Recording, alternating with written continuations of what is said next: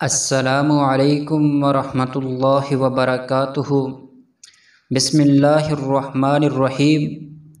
نحمدہ ونصلی علی رسولہ الکریم، اما بعد۔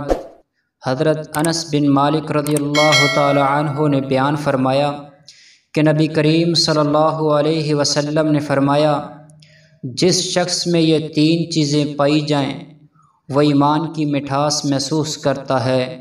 پہلا، جو شخص کسی آدمی سے محبت کرتا ہے کسی مفاد کے لیے نہیں بلکہ صرف اللہ تعالیٰ کی رضا کے لیے۔ دوسرا، جسے اللہ تعالیٰ اور اس کے رسول ہر چیز سے زیادہ پیارے ہوں۔ اور تیسرا، جس شخص کو آگ میں کود جانا کفر کی طرف لوٹ جانے سے زیادہ پسند ہو، جبکہ اللہ تعالیٰ نے اس کو کفر سے نکال لیا ہو۔